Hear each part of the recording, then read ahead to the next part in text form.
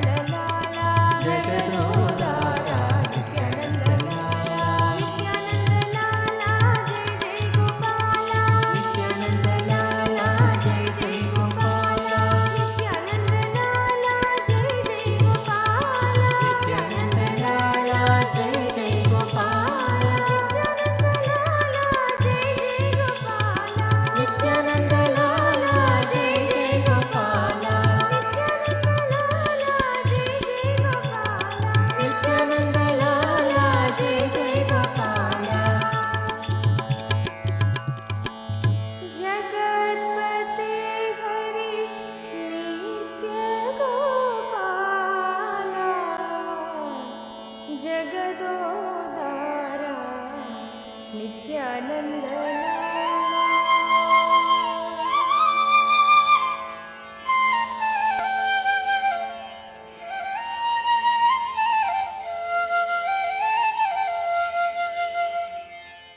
मधुसूदन नित्य चरणम तुमको मेरे माँ चरणम तुमको मेरे माँ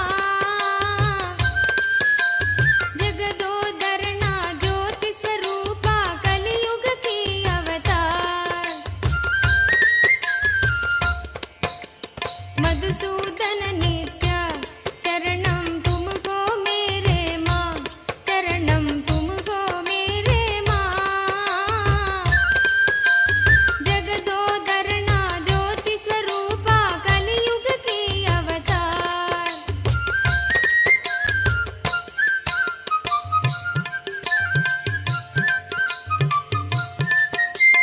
निरुपम गुण सदना नित्या नीरज दल नयना आ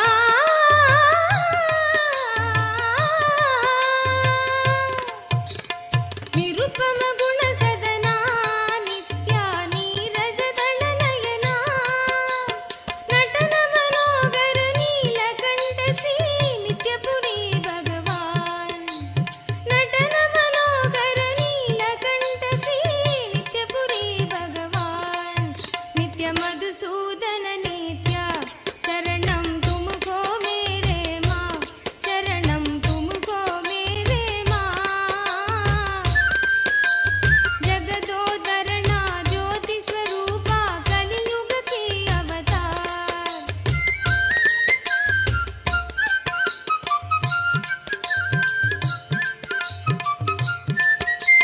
गिरिधर गोपाला नित्या वृंदावन संचारा आ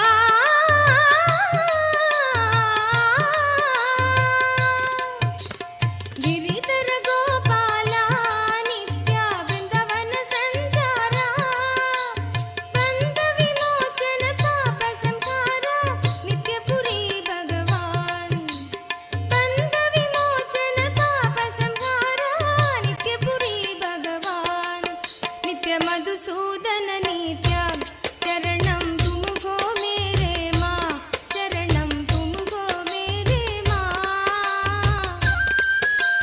जगदोदरना ज्योति स्वरूपा कलियुग की अवतार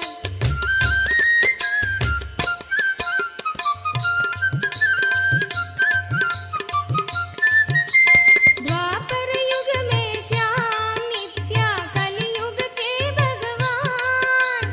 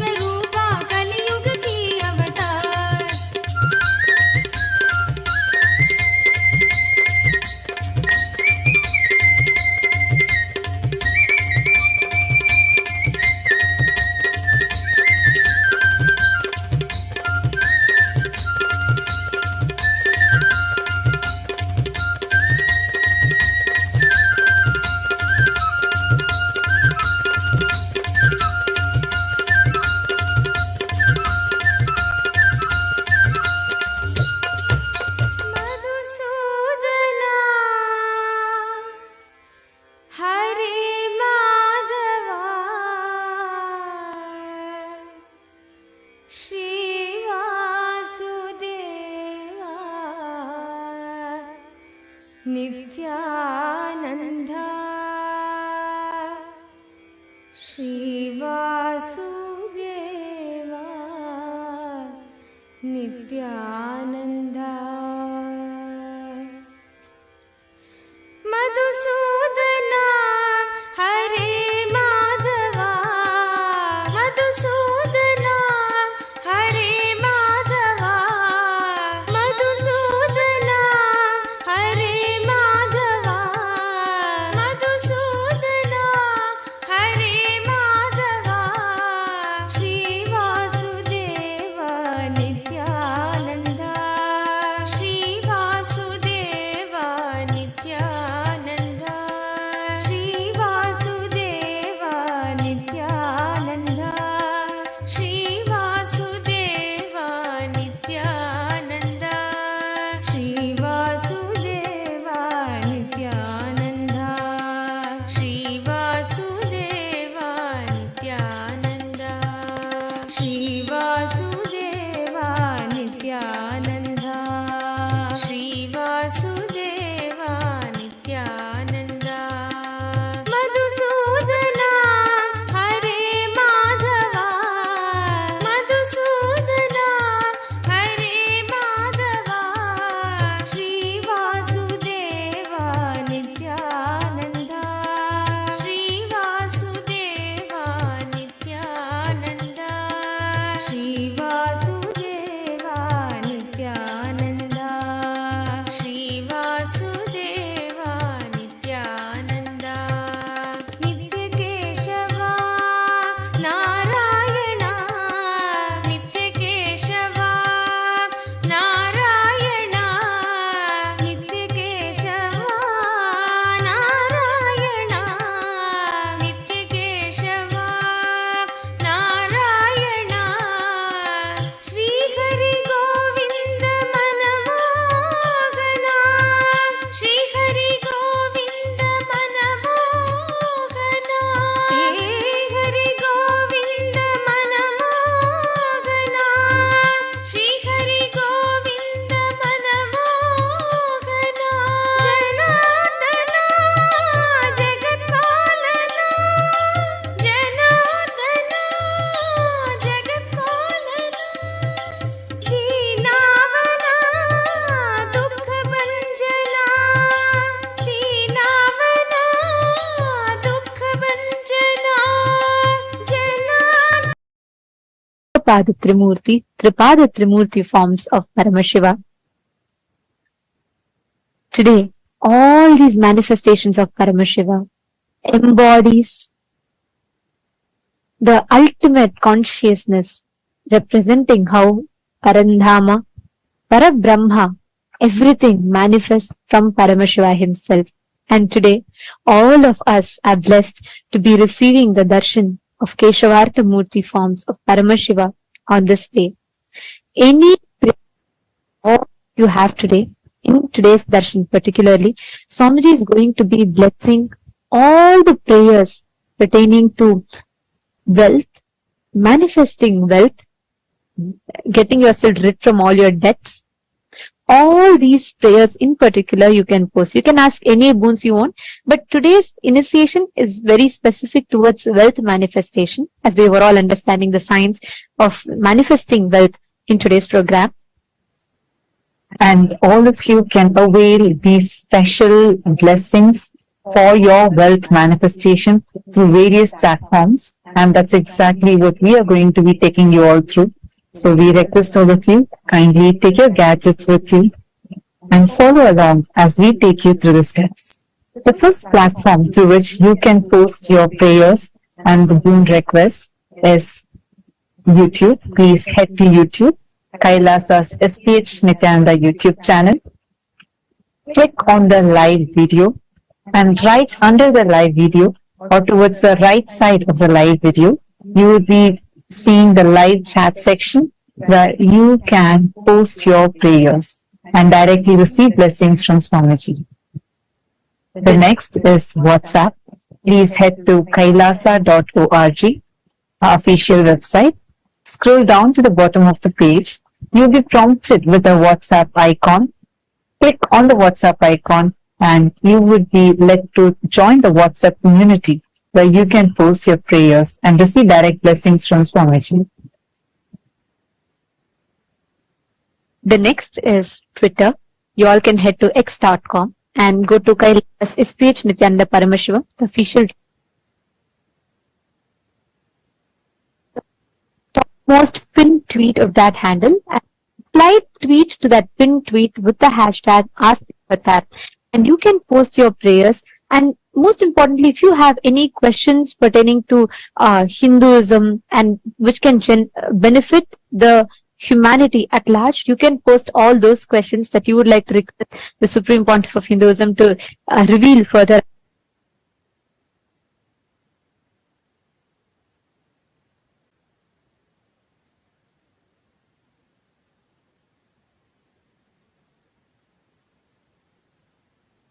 Profile picture.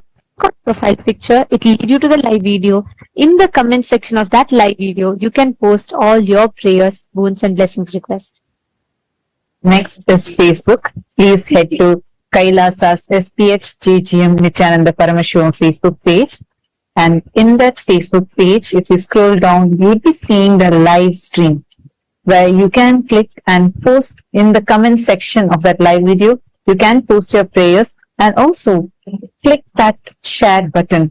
Share it with at least 5 of your friends who are right now struggling with any wealth related issues, going through financial crises or having issues like loans or any kind of financial problems. Take a moment, share this live video with all your near and dear ones. And it is just one tap for you, but it will be life transforming for them.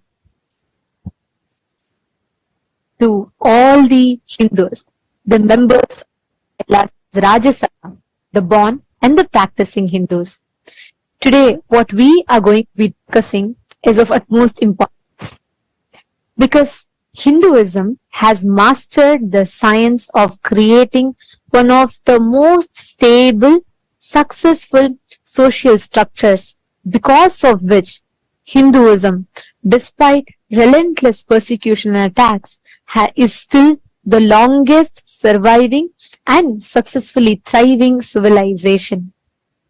And Hinduism, the way the Hindu principles were rooted from the principle of enriching, was so strong that at its zenith, the Hindu Akhanda Bharata, the Hindu nations, contributed to 64% of global GDP, which itself is a testament to the clear science and structure we had, the economic cycle that we had, which was successful and which is very relevant to this day, which is why the Supreme Pontiff of Hinduism has taken the ultimate responsibility on himself to revive this Hindu Dharma Chakra, the Hindu principles-based the economic circle. And today, we would like to ask all of you the question that we all would like to discuss upon, bring to light today, is on revival of this Hindu Dharma Chakra, the circular economy which is based on the Hindu principles. The Hindu business services, if you see all the Hindu business principles are maintaining high degree of integrity, maintaining the quality of the product, not compromising on the quality for the sake of profits, and flourishing by maintaining integrity and enriching as the fundamental principles of business. And the question that we would like to ask all of you today is, do you feel Hindus should start being part of creating the Hindu Dharma Chakra, the Hindu Dharma-centric circular economy, where Hindus support Hindu businesses, which in turn supports the Hindus to expand further, create more startups, and encourages more people to start Hindu principle-based businesses, which will create a very successful, virtuous cycle of Hindu economy, which will form a successful ecosystem for Hindus to support other Hindu businesses and create a stronger community support for Hindu diaspora around the world. We are 2 billion in number, and the Supreme Pontiff of Hinduism is leading this effort wherein to bring all the Hindus together.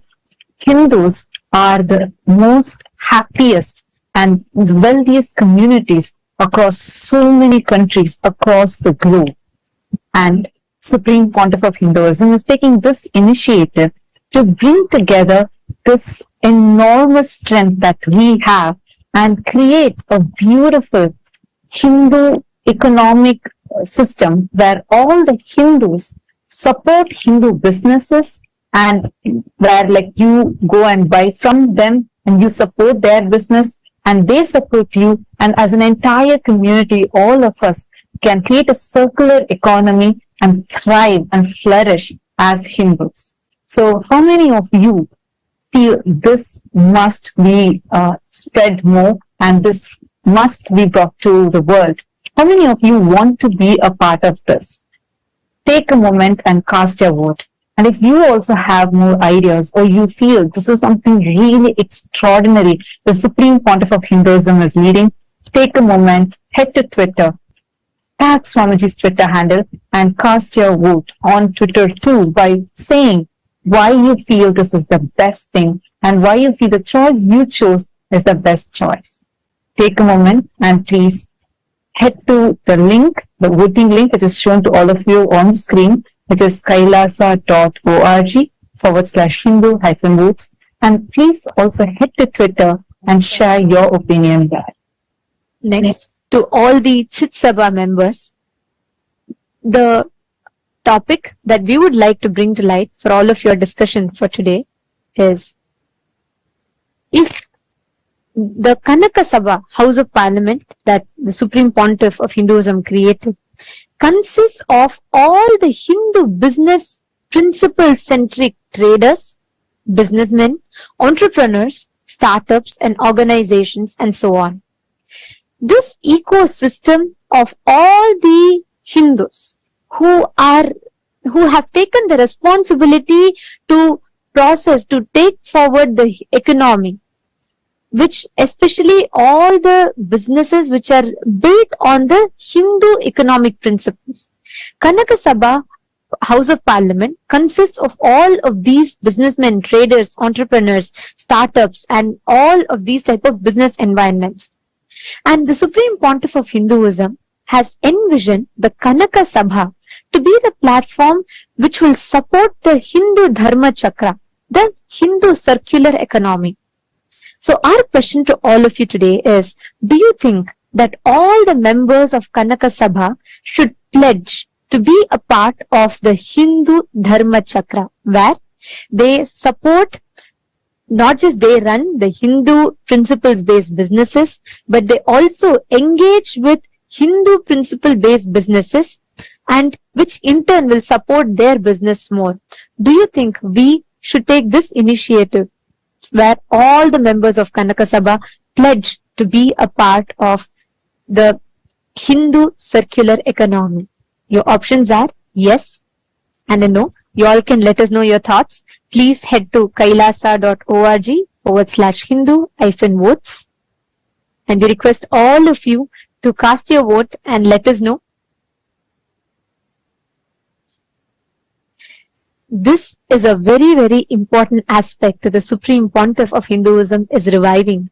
And by each of us taking responsibility for it, just by starting to participate in this, we will be reviving, being part of a huge revival of one of the most important pillars of Hinduism. So we urge all the Hindus to please understand this, its significance, and let us all responsibly vote and also take the initiative to spread the awareness to the other Hindus for them to vote as well. And now we are going to be sharing with all of you the voting results from 7th of October 2023.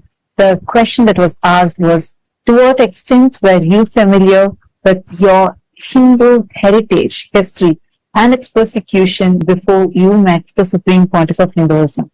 And here are the results. The most number of votes came to the option saying gained knowledge after meeting Swamiji, which is 52%. And the next is 43% of you have voted saying you deepened your understanding after meeting Swamiji. And 2% of the people have voted saying acquired insights through your independent research, and 3% saying you are eager to learn more, meaning you're not aware of it and you want to learn more. And on the day of the 7th of October 2023, for the Chit Sabha members, the voting question that was asked was, how aware do you think are the Hindu communities in your respective localities are about Hinduism, Kailasa, the Hindu nation, and its importance for Hinduism, the importance of Kailasa for Hinduism. So, majority of the votes, 59% of the Chit Sabha members have voted for the option where people, the Hindu communities are aware of Kailasa, but they are not aware of its importance. The next is 39% of the vote has been given to the option where Hindu communities in your respective localities are very aware of Kailasa and its importance. So 39% of the people have voted that the Hindu communities in their respective localities are aware of Kailasa and its importance for Hinduism. And 2% of the Chit Sabha members have voted for that people, the Hindu communities in their respective localities are largely unaware of Kailasa. So these are the results for the 7th of October. So we found something very interesting here, that a lot of people are already aware of Kailasa, and it's just that our responsibility as Hindus to make them all, enrich them all with making them understand the importance of Kailasa. So thank you so much for the entire Hindu diaspora from across the globe for actively participating in this.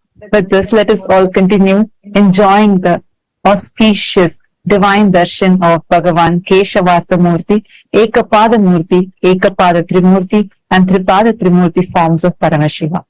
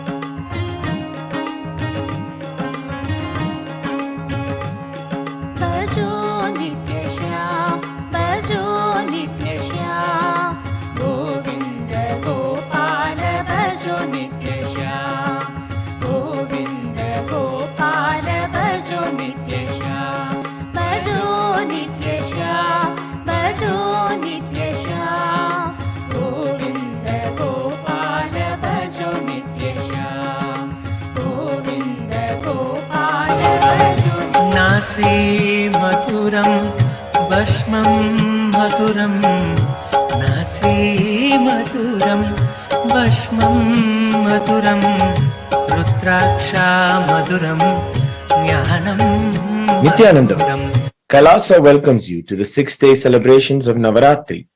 In the Sri Pura Utsava Mandapam, the presiding deity of Devi Paramashiva Shakti is gracing us in the Brahmacharini Alankaram. Paramashiva Shakti Devi graces as the Sadhvi, a tapasvi, and has done the penance in absolute powerfulness and oneness with Paramashiva. Today we celebrate her in the Brahmacharini Alankaram. The presiding deity of the Vaikunta Utsava Mandapam, Sri Ananda Venkateshwara Swami, is gracing us in the Alankaram as Sri Ramachandra Bhagavan. In the Mahakailasa Utsava Mandapam, we also are graced by the Utsava Vigraha of the Supreme Pontiff of Hinduism, Bhagavan Nityananda Paramashivam, also gracing us in the Brahmacharini Alankaram. Let us now offer our Sakshat Dandavat Pranams, devotion and worship at the divine lotus feet of the deities of the Utsava Mandapams of Kailasa's Navaratri celebrations.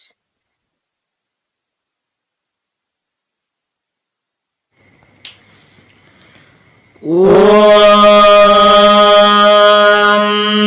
दधानाकरपद्माभ्याम् अक्षमालाकमण्डलुम् देवी प्रसीदतु मयि ब्रह्मचारिण्यनुत्तमाम् क्षीरोदन्वत्प्रदेशे शुचिमणिविलसत्सैकतेर्मौक्तिकानाम् मालाक्लुप्तासनस्तस्फटिकमणिनिभैर्मौक्तिकैर्मण्डिताङ्गः शुभ्रैरभ्रैरदभ्रैरुपरि विरचितैर्मुक्तपीयूषवर्षैः आनन्देन पुनीयादरिनलिनगदा शङ्खपाणिर्मुकुन्दः अथ धूपः ॐ दशाङ्गम् गुग्गुलोपेदम् सुगन्धम् सुमनोहरम् आग्रेयः सर्वदेवानाम् धूपोऽयम् प्रतिगृह्यताम् श्रीनित्यानन्देश्वरी परमशिवशक्तिये नमः श्री आनन्द वेङ्कटेश्वर स्वामिने नमः श्री सर्वदेवदेवी स्वरूपाय भगवते श्रीनित्यानन्द परमशिवाय नमः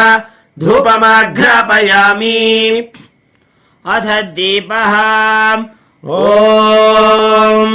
साज्यम् त्रिवर्ति संयुक्तम् वह्निना योजितम् मया ग्रहाणमङ्गलम् दीपम् त्रैलोक्यतिमिरापहम् श्रीनित्यानन्देश्वरी परमशिवशक्त्यै नमः श्री आनन्द वेङ्कटेश्वर स्वामिने नमः श्री सर्वदेवदेवी स्वरूपाय भगवते श्रीनित्यानन्द परमशिवाय नमः दीपम् सन्दर्शयामि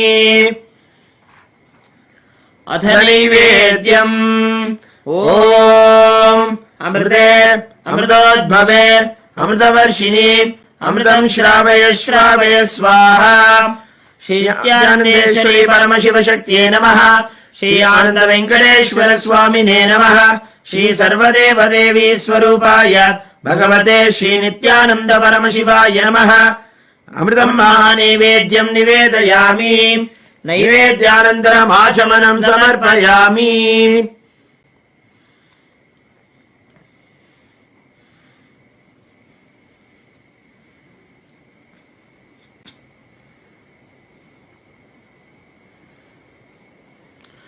नीराजनम् ॐ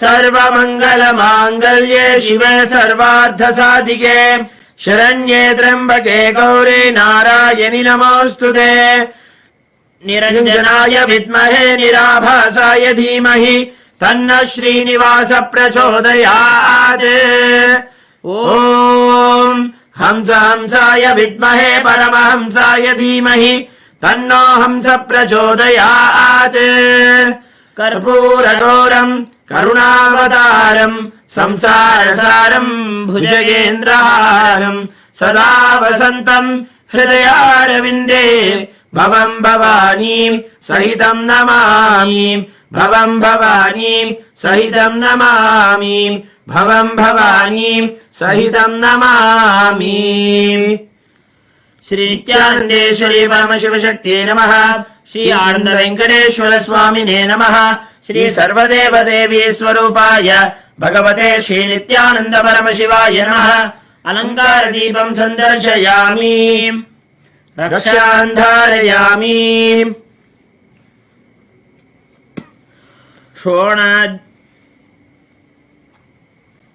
Today is the first day of the festival of the Shri Shri Durga Puja, a regal rite offered by the kings and queens and heads of states of the Hindu states since time immemorial. This royal offering of Durga Puja to Durga Devi, who manifests powerfully during the final nights of Devi Navaratri, is the benefit and of countless blessings from Durga Devi herself.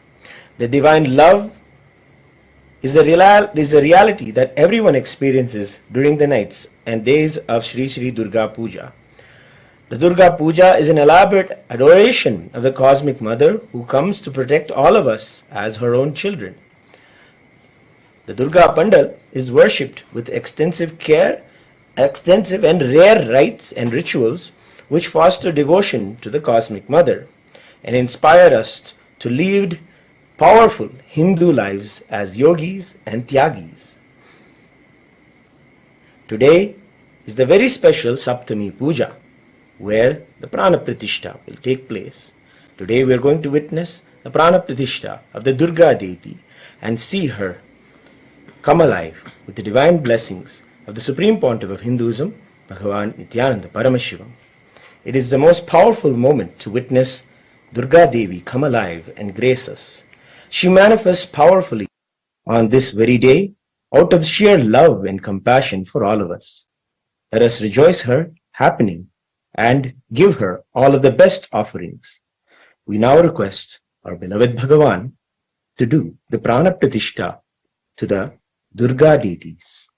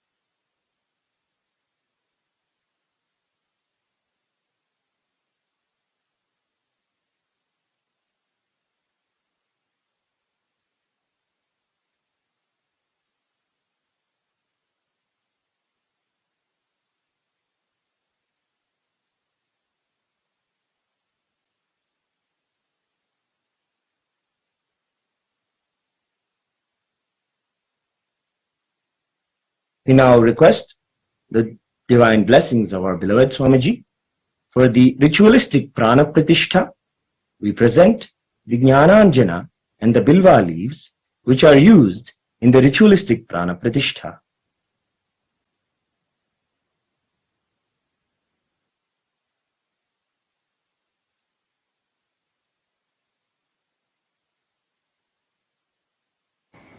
ॐ रात्रिव्यक्षदायते पुरुत्रा देव्या अक्षभिः विश्वा अधिश्रियो ओधिता ओर्वप्रा अमर्त्या निपतो देव्यो उद्वताः ज्योतिषा बाधते तमाः निरुस्वसारमस्कृतोषसं देव्या Ayati अपेदोहासते तमाः निग्रामासो अविक्षत निबध्वन्तो निपक्षिणाः निश्येनासश्चिदर्थिनाः.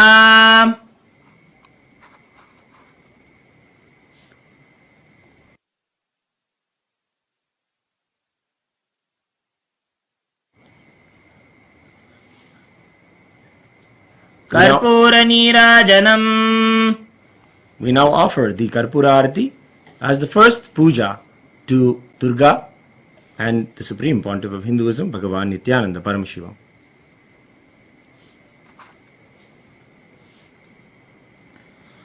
Om Sarvamangalamangallye Shive Sarvarthasādhike Sharanye Trambake Gauri Narayani Namostute Srishti Sthiti Vinashanam Shakti Bhute Sanatani Gunashraye Gunamaye Narayani Namostute.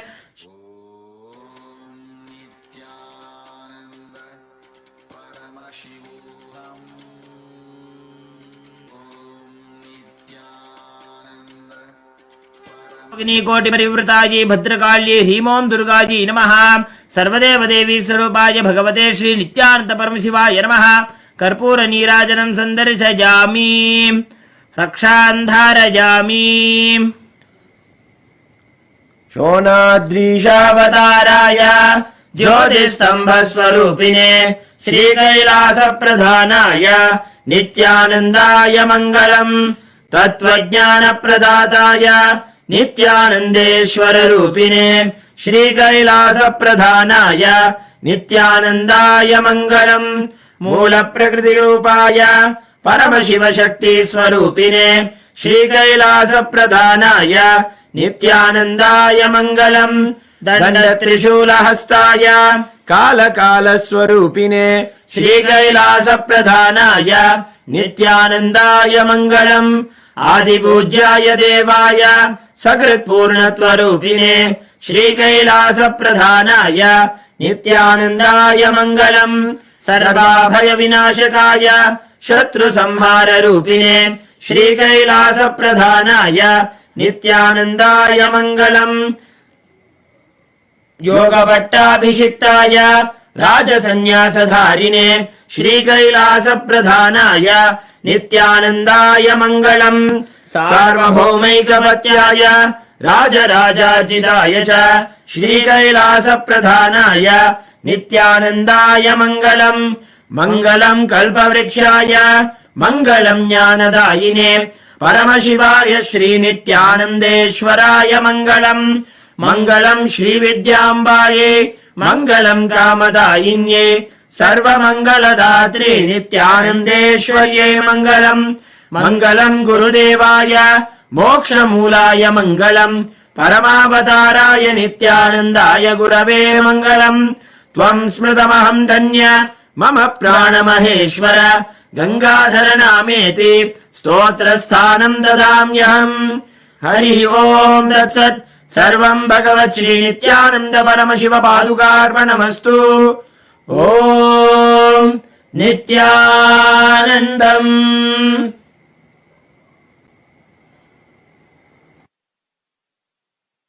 भस्मं मधुरं नासी मधुरं भस्मं मधुरं रुद्राक्षा मधुरं ज्ञानं मधुरं रुद्राक्षा मधुरं ज्ञानं मधुरं भक्ति मधुरं दृष्टि मधुरं भक्ति मधुरं दृष्टि मधुरं नित्याधिपते नित्यं मधुरं नित्याधिपते नित्यं मधुरं मौन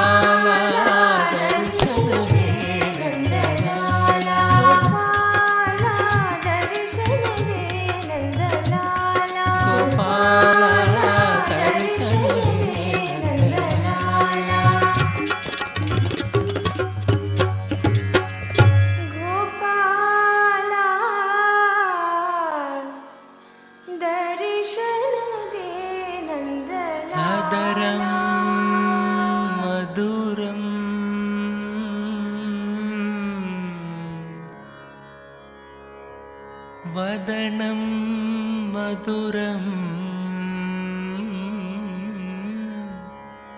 నయనం మధురం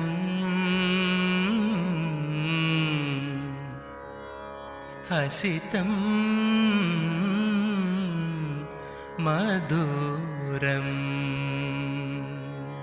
हदरं मधुरं वदनं मधुरं हदरं मधुरं वदनं मधुरं नयनं मधुरं हसितं मधुरं नयनं मधुरं हसितं मधुरं हृदयं मधुरं गमनं मधुरं हृदयं मधुरं गमनं मधुरं नित्याधिपते नित्यं मधुरं नित्याधिपते नित्यं मधुरं वचनं मधुरं चरितं मधुरं वचनं मधुरं चरितं मधुरं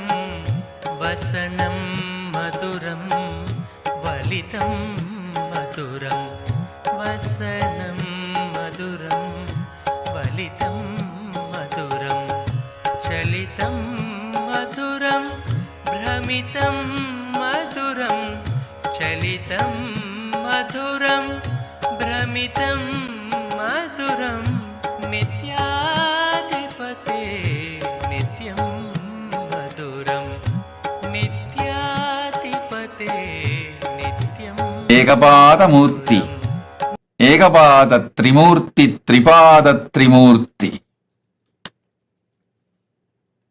I bless you all with Paramadvaita.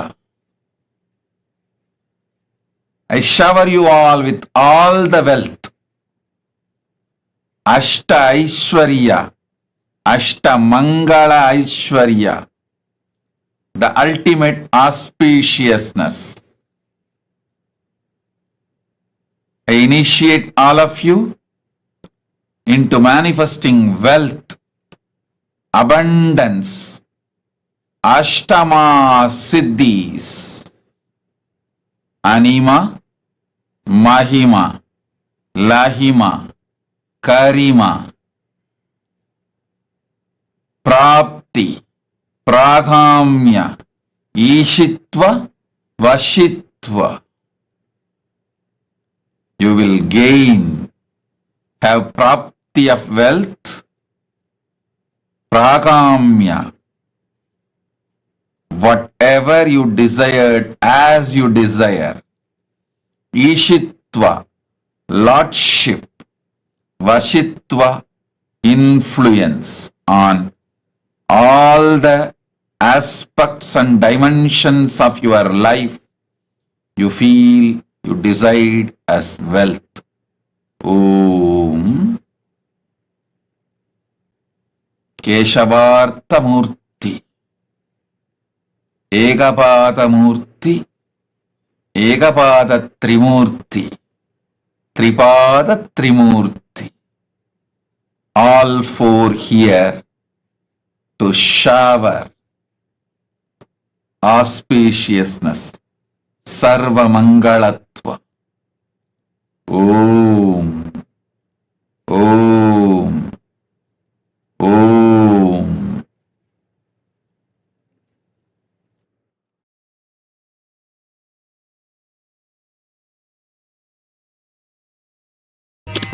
తిరుమలవా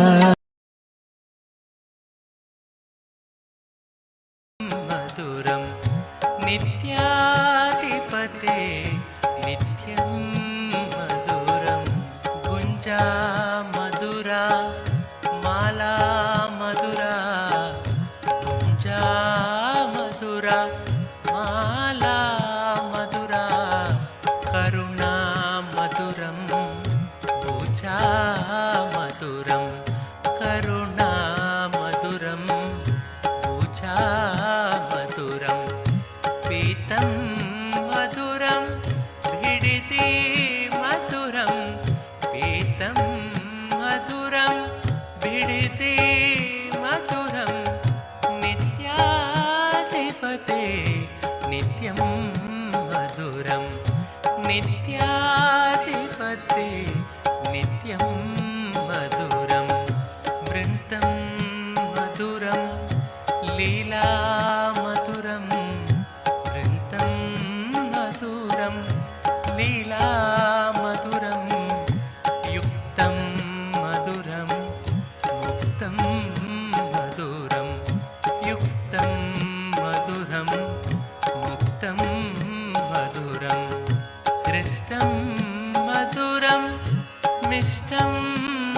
मधुरं हृष्टं मधुरं मिष्टं मधुरं नित्याधिपते नित्यं मधुरं नित्याधिपते नित्यं मधुरं योगी मधुरं आनन्दं मधुरं योगी मधुरम् आनन्दं मधुरं यष्टिर्मधुरा सृष्टिर्मधुरा यष्टिर्मधुरा सृष्टिर्मधुरा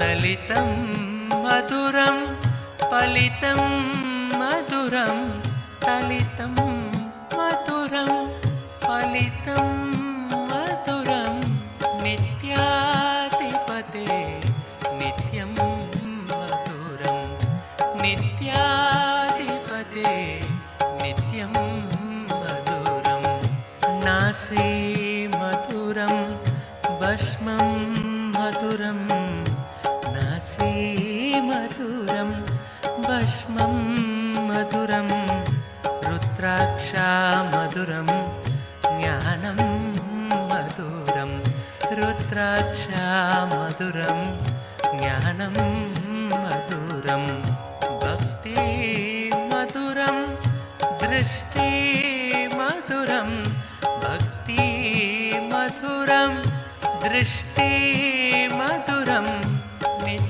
नित्याधिपते नित्यं मधुरं नित्याधिपते नित्यं मधुरं मौनं मधुरं गानं मधुरं मौनं मधुरं गानं मधुरं रक्षा मधुरं अरुणा मधुरं रक्षा मधुरं अरुणा मधुरं शरणं मधुरं शरणं मधुरं शरणं मधुरं शरणं मधुरं नित्याधिपते नित्यं मधुरं नित्याधिपते नित्यं मधुरं शक्ति मधुरं दर्शन मधुरं शक्ति मधुरं दर्शन मधुरं योगा मधुरं यागं मधुरं योगा मधुरं यागं मधुरं भावं मधुरं सुष्मितं मधुरं भावं मधुरं सुष्मितं मधुरं नित्याधिपते नित्यं मधुरं नित्याधिपते नित्यं मधुरं विमलं मधुरं कुशलं मधुरं विमलं मधुरं कुशलं मधुरं केशवं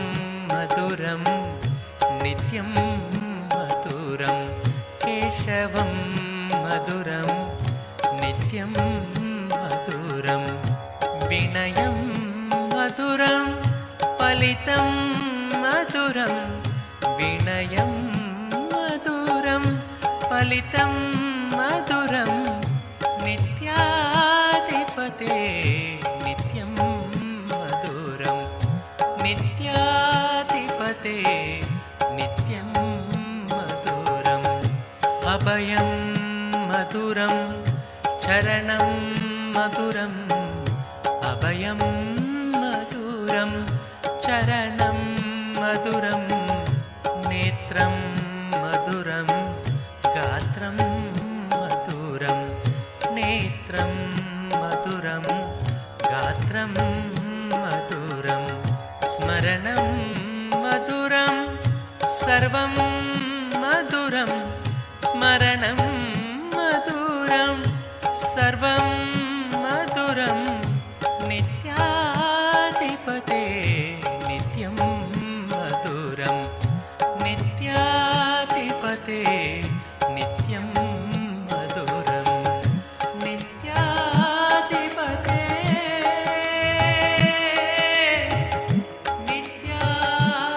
नित्याधिपते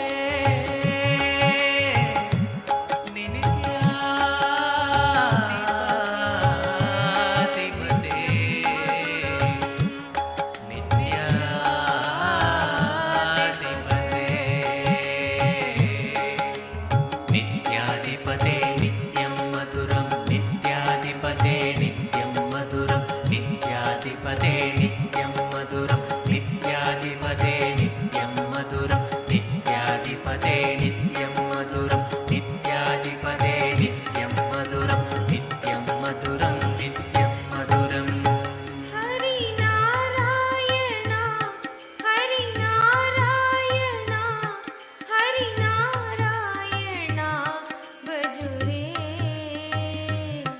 हरि नारायण हरि नारायण हरि नारायण भजुरे हरि नारायण हरि नारायण हरि नारायण भजुरे हरि नारायण हरि नारायण हरि नारायण भजुरे नित्य नारायण नित्य नारायण नित्य नारायण भजुरे नित्य नारायण नित्य नारायण नित्य नारायण भजुरे नित्य नारायण नित्य नारायण नित्य नारायण भजुरे नित्य नारायण नित्य नारायण नित्य नारायण भजुरे हरि नारायण हरि नारायण हरि नारायण भजुरे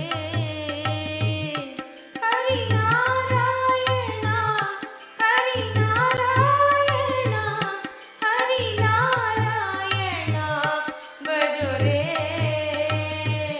नित्य नारायण नित्य नारायण नित्य नारायण भजुरे नित्य नारायण नित्य नारायण नित्य नारायण भजुरे श्याम सुंदरा नित्य गोपाला श्याम सुंदरा नित्य गोपाला श्याम सुंदरा नित्य गोपाला श्याम सुंदरा नित्य गोपाला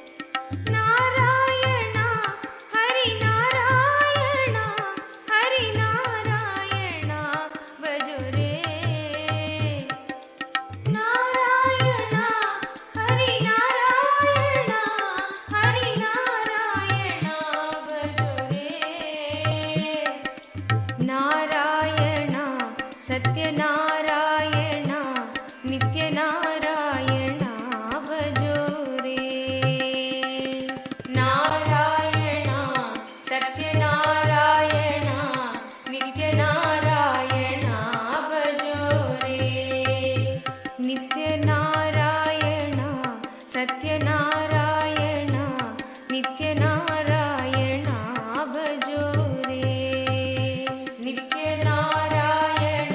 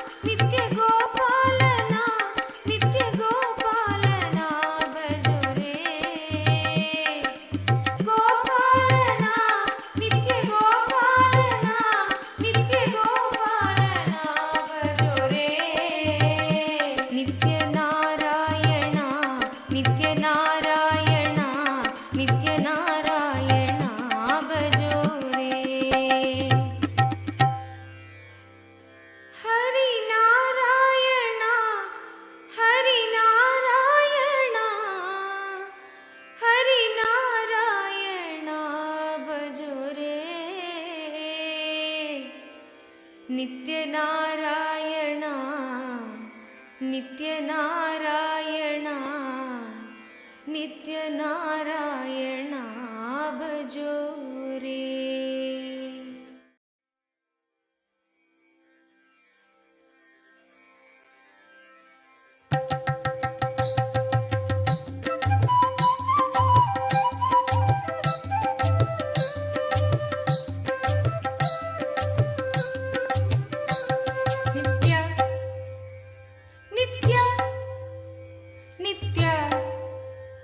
नित्य नित्य नित्य नित्य नित्य हे शिव शंकर नित्य माधव मुरहर नित्य हे शिव शंकर नित्य माधव मुरहर नित्य गिरिधर गोपाल शंभो महादेवा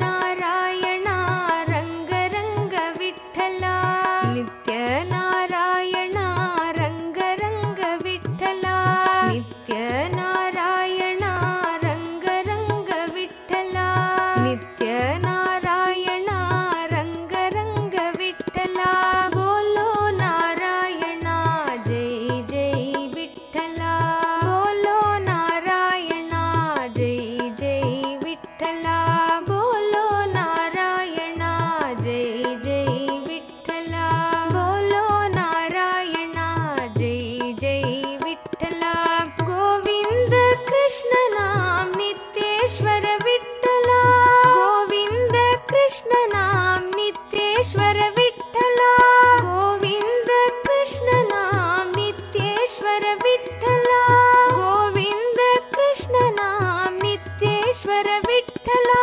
गोपाल कृष्ण नाम नित्यानंद विठ्ठला गोपाल कृष्ण नाम नित्यानंद विठ्ठला गोपाल कृष्ण नाम नित्यानंद विठ्ठला गोपाल कृष्ण नाम नित्यानंद विठ्ठला श्रीरंग विठ्ठला नित्यरंग विठ्ठला श्रीरंग विठ्ठला नित्यरंग विठ्ठला श्रीरंग विठ्ठला नित्यरंग विठ्ठला श्रीरंग विठ्ठला नित्यरंग विठ्ठला बोलो नारायणा जय जय विठ्ठला बोलो नारायणा जय जय विठ्ठला नित्य नारायणा रंग रंग विठ्ठला नित्य नारायणा रंग रंग विठ्ठला बोलो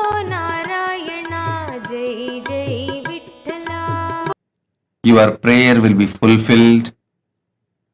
Blessings for the prosperity for your family, and you will achieve all your economic goals. You will be successful. Ma Miss Deepa Giridhari Tatastu. You will have all the auspiciousness, blessings. Mr. Sheku Zize, Mr. Sheku Zize, my blessings. I accept you as part of us, part of our community and Sangha. Your special prayer for your good health will immediately manifest. Blessings for your good health and your family, your children, all the auspiciousness, all the good things will happen. Mr. Sheku says for you and your family, my blessings, all good things will happen. You and your family will have a good health, good job, luck and political power. Mr. Sheku says blessings, blessings, blessings. Adeline Un Yarching, Adeline Un Yarching. I give you all the 7 boons you wanted. You will win the case with excellence. Blessings for you, your children, and you will become Sarvanyapita Karta. Blessings for Chun Teng. Blessings for all of you, and blessings for your health and your grandparents, uncle. Tatast. Om. Jin Yang. Jin Yang. My blessings for your 2 daughters, Meera Wen and Dora Wen. Your husband, John Wen. And blessings for your whole family. Tatastu. I will heal her. I'll keep all of you excellent and healthy. Michelle Shu. Michelle Shu. My blessings I accepted the Chandi Homa you offered. Not only I will remove all your patterns, give you more intensity and tapas, I will give you the ultimate oneness with me. Soon I'll get you to Mahakailasa to live with me. Michelle Shu, blessings. Soon you will reach Mahakailasa to be with me. Tatas. Zining Zan. Zining Zan. Start taking up the Chinese Kailasa legal and organizational work. Zining Zan. This is my Guru work for you. Start taking up Chinese Kailasa's legal and organization work. Blessings. This is Guru work for you. And you will be showered with enlightenment, money, third eye power. I'll shower all good things for you and blessings for your mom and dad and your whole family members. Zining Jan, Tatastu. Wang Yi Yu, Wang Yi Yu, my blessings. I accepted your prayer. Blessings for you, and Kailasa will happen successfully. You will be part of the Kailasa. Wang Yi Yu, Tatastu. Annamalai AR, Annamalai AR, blessings. Surely you will become Sarvanya Karta. Not only you will get back the money you got cheated, you will get your Ammapete house also. I'll shower you with wealth. Surely you will have wealth. Blessings for GV Techs. Successful business to Malaysia. Blessings for your son Gautam. And I'll heal Jnana Yogini completely. Gautam will have a yogic body and complete life. Blessings for Vikesh with wealth, and he will become successful yoga teacher. Annamalai AR, I give you all the 7 boons you wanted. Padinarum betru peruvalvu valga. Tatastu. Lara Murillo. Lara Murillo, I accepted your gratitude and Pada Puja. The spiritual name for you. Ekapada Shaktini. Ekapada Shaktini is the spiritual name for you. Blessings. Blessings for your mother and for your whole family. I'll awaken your third eye. You will be successful in the field of mental health and mindfulness. You will get hired as a professor. And blessings for your daughter Maya, husband Daniel. Tatast. Lara Murillo. Tatast. Li Feng Ming. Li Feng Ming. I give you all the 6 boons you want. Tatastu. Your father will become healthy. Blessings for your family, abundance. I'll open all your chakras, Mooladhara, Manipura, Ananda, Gandha. And Li Feng Ming, Li Feng Ming, you were connected to me in the past life itself.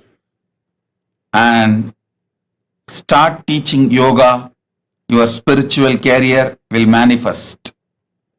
Fen Fa Shi. Fen Fa Shi. I give you all the 9 boons you want. The spiritual name for you. Ma Tripada Shaktinayaki. Ma Tripada Shaktinayaki is the spiritual name for you. You will have 20/20 vision and you will attract wealth, enlightenment. I am with you. I'll clear all your patterns, you will become enlightened. Fen Fa Shi Tatas. Yu Q Chen. Yu Q Chen. Guru Vak for you is become part of the Kailasa legal structure. Yu Q Chen. Start working to build the Kailasa. I am with you. I will make you intelligence, energy, and make your life also successful. My blessings.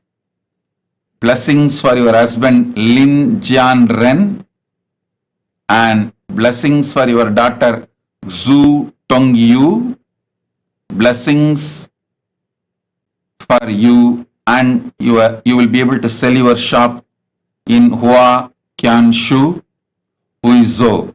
My blessings, Yuki Chen, Tatastu. Chang Jian. Chang Jian, blessings for your father, your mother, Chang Weng Quan, mom, Yu Li Hua, Guru Wang Pei Yu, brother Suo Huavo, friend Zhu Ya Yun. I give you the boons, all the three you wanted. Health, peace, blessings, tatas.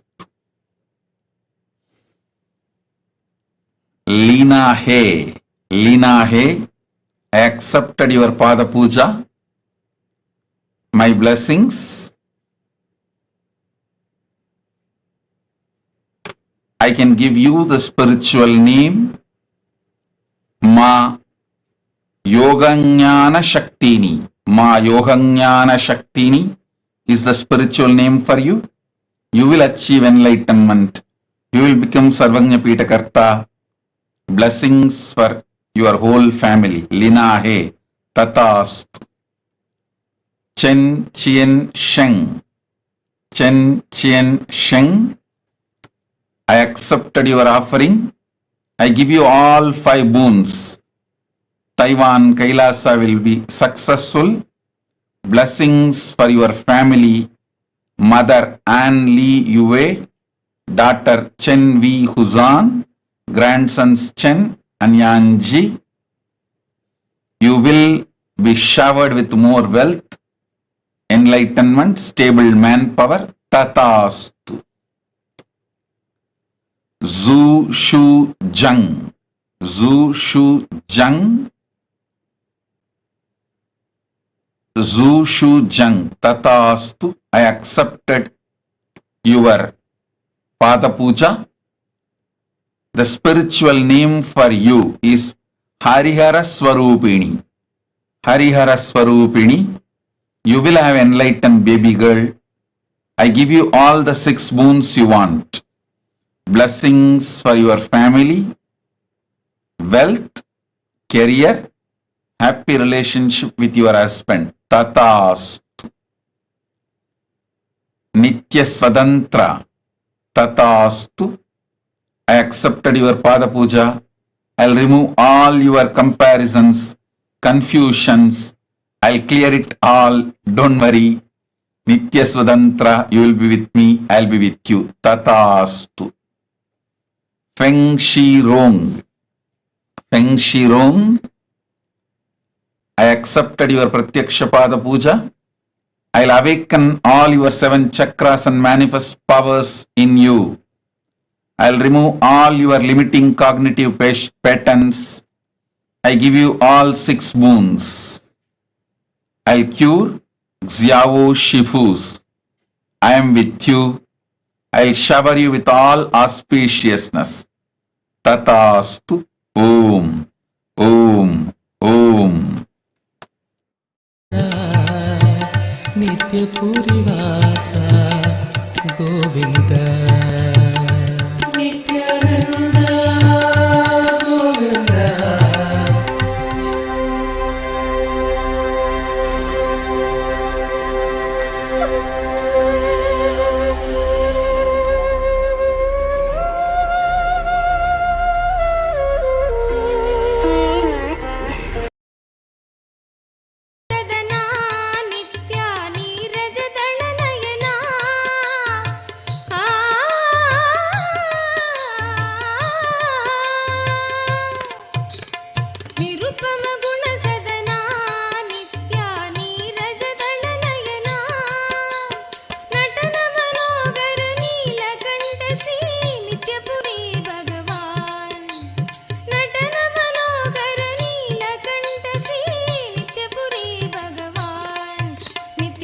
Madhusudan नित्या चरणं तुमको मेरे माँ चरणं तुमको मेरे माँ जगदोदरणा ज्योति स्वरूपा कलियुग की अवतार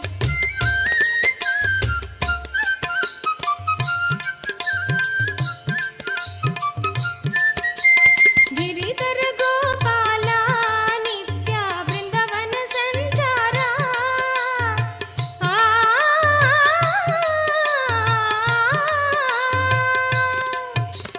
गिरिधर गोपाला नित्या वृंदावन संचारा बंध विमोचन पाप संहारा नित्यपुरी भगवान बंध विमोचन पाप संहारा नित्यपुरी भगवान नित्य मधुसूदन नित्या चरणं तुमको मेरे माँ चरणं तुमको मेरे माँ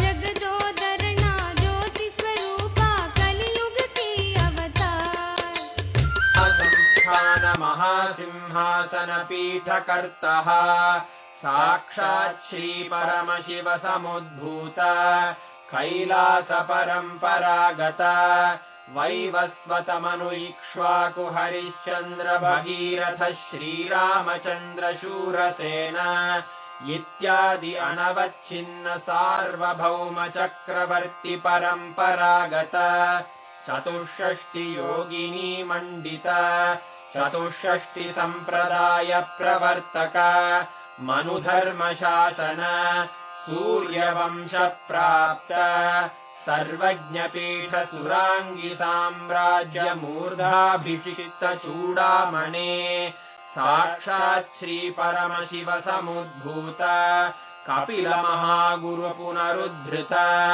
महानिर्वाणि पीठ अष्टोत्तर सहस्र श्री महामण्डलेश्वर साक्षात् श्री परमशिव सिंहासनाभिषिक्त समस्त गणनायक श्री महागणपति समारंभ अनवच्छिन्न पीठाधीश्वर गुरु परंपरा प्राप्त अटल पीठ अष्टोत्तर सहस्र श्री अटल पीठाधीश्वर धर्म मुक्ति स्वर्गपुर स्वर्ण पीठ त्रयोविंश गुरु महासन्निधान कैलास परंपरागत आदिपीठ सर्वज्ञ पीठ जगद्गुरो श्री कैलास पुनरुद्धारक श्री कैलास परमाचार्य श्रीमत्परमहंस परिव्राजकाचार्य वर्य सच्चिदानंद प्रणव स्वरूप श्रोत्रिय ब्रह्मनिष्ठ श्रीमज्जगद्गुरु श्रील श्री भगवत् श्री नित्यानंद परमशिव श्री ज्ञान संबंध देशिक परमाचार्य स्वामिन् अत्रागत्य परिपाल्य च अस्मान् विज्ञान वितरणेन विजयी भव जय जय।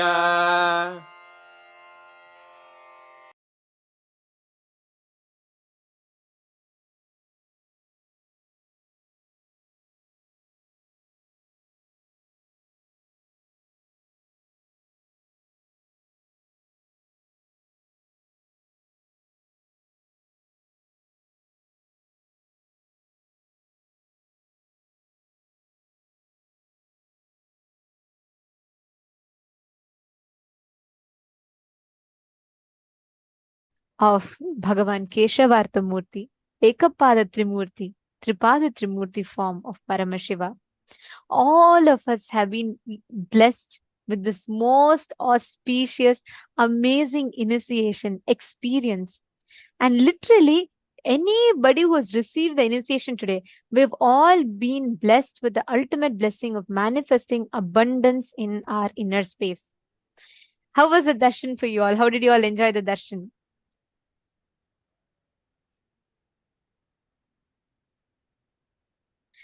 So beautiful to see the whole chat boxes are all flooded with messages of gratitude. Love. Ma, okay, Ma Levital is saying marvelous, very sweet. Vimalama is saying it was amazing. Ma Cecilia Lam is saying it was a beautiful darshan. Actually, this form of Parameshwar, right? It's one of the most sweetest form, like Parandhama. He's all about prema bhakti, the devotional love. Ma Now, Jnana, all of Ma you will Jnana actually, Yogini is saying beautiful. I'm excited for the future. actually, you all will see the wealth restricting patterns and the patterns that stopped you from manifesting wealth would all just melt away. Each of you would have an amazing experience of abundance. Just start seeing, especially the participants who attended today's full day program, sat, participated in the exercises. Each of you are going to be seeing the phenomenal transformation your life is going to have. I'm so excited, especially seeing the kind of participation that each of you had. That is just so amazing. Each one of you were participating in such a nice way. And now with this auspicious blessings, just sitting in the presence of Keshavartha Murti form is the ultimate Paramashiva and Parandama, not just Mahavishnu. Understand? Vishnu exists in Sargaloka. Parandama only exists in Vaikuntha. If you had been in the parallel universe session, definitely you would have learnt about this. That Parandama, Mahavishnu, and Paramashiva manifesting through one form is this form of Keshavartha Murti. So you are showered with the grace and blessings of both of them. You will see this amazing experience of auspiciousness will suddenly start manifesting in your lives. And each of you are going to be actually very soon sharing, saying, "Oh my God, Ma, I manifested this breakthrough, this wealth suddenly started manifesting." Each of you are going to start saying that. So I'm eager to start listening to such miracles happening to you. And we also got the blessings, initiation into power manifestation. So now let's all enter into that. I request every one of you to please sit, do the power manifestation. Do not miss out this segment, which is right after the darshan. As soon as the seed is put inside you, that's what happens during the darshan. You need to literally sit and do the manifestation at least for 21 minutes. Only then the initiation will start manifesting intensely through you. Please understand, every one of us that are sitting here today, just as one initiation, we have the ability to increase and decrease, not being affected by the increase or decrease, ups and downs in life. And we have the ability to completely control all the ups and downs. This, in the first session, Swamiji was explaining how Anima, Mahima, Garima, Lahima, Prapti, Prakamya, Ishitva, and Vashitva starts manifesting in Vaikuntha. Now we're all going to be literally experiencing, manifesting this experience now. I request all the participants to please take any one object of your choice. Literally going to blow life energy into it. We're going to be doing in different rounds, okay? What all of us are going to be doing is we're going to be manifesting the power of increasing the size of any precious object. See, when you manifest with gold or let's say some precious object, what will start happening is you will start losing the importance it has. You will just use it as a utility value, but not as a purpose of your life. Swamiji will say, purse cannot become the purpose of your life. Swamiji will say, purse should not be your purpose. Your purpose should fill the purse, which means the money should not be the purpose of your life. It should be a supporting mechanism for you to achieve your purpose. But unfortunately, as we start working for it, we start making money as the purpose of our life. This power will remove the impact that poverty, money, and richness has in your inner space and empower you with the cognition experientially that you can create wealth when you want, You cannot be affected by the ups and downs of wealth in your life. Now, can I request each of you to bring any one precious object? It can be a ring, bangle, something. Even if you don't want to keep any of them, you can even bring just a coin.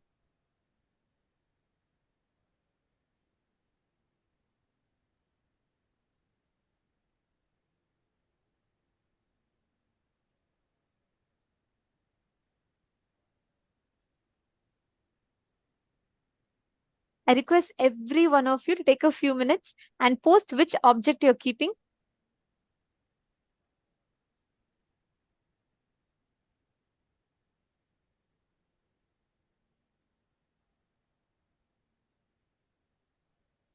Yes, you all can put, okay, Ma Vinita is putting gold chain. Keep anything. See, even if you don't have anything, you can put a coin. Whichever you relate to as money, put that. Because you will see that you will start having the ability to, you will simply not have any value for it, importance. And don't worry, you're only going to keep it. So nothing is going to happen. Just put it so you manifest with it. That's all. Ma Vimala, if you're putting a nose ring, keep something that you can measure because you're all going to be increasing the height of it. See, this power will help you start manifesting and playing with this power. It will help you to do the same thing with your actual bank balance. You had so many people play with the stock market prices. I know it might sound strange when we say, but we have had people, program participants, we're not just talking about balance, program participants who were having the ability to change stock market prices up and down. So it's possible. Just sit and focused way, do the power manifestation. This science you're getting is extraordinary science being gifted to you. Today we were learning, right? Many times we usually feel just because we have, when we feel like I have not put so much effort to get this, we start losing the value for it. Understand power manifestation is extremely sacred, and how much ever you try to do any sadhana, you can never achieve it. This can only be blessed as a divine gift directly coming from Paramashiva, and Paramashiva himself, as our beloved Swamiji, has blessed each one of us. Sit sincerely and just sit and do the power manifestation. You will see how Swamiji will manifest through you. Now, Pick any object, measure its current height. What you're going to do is you're going to induce life energy into that object. Sit with that decision, that power. Just induce life energy into that object. Okay, Ma Uma Larnger. Okay, you're putting the gold ring. All right, Ma. See, even if you don't know how to measure its height or size, trace it. So you'll be able to increase the height. You'll be able to increase the size of it. You'll be able to blow the life energy into it. Okay, great. Now, keep that. I request all of you to trace that object's current size. Start chanting the Mahavakya. Listen. With this understanding, you should sit. Sit with the understanding that the up or down doesn't affect your Paramashivatva, but your declaration of your Paramashivatva can change its up and down. With that declaration, just infuse, when you breathe out life energy into that. Just look at it and breathe out life energy into that object. You will see it will start slowly increasing and expanding. Let us start the manifestation. I request all of you to chant the Mahavakya.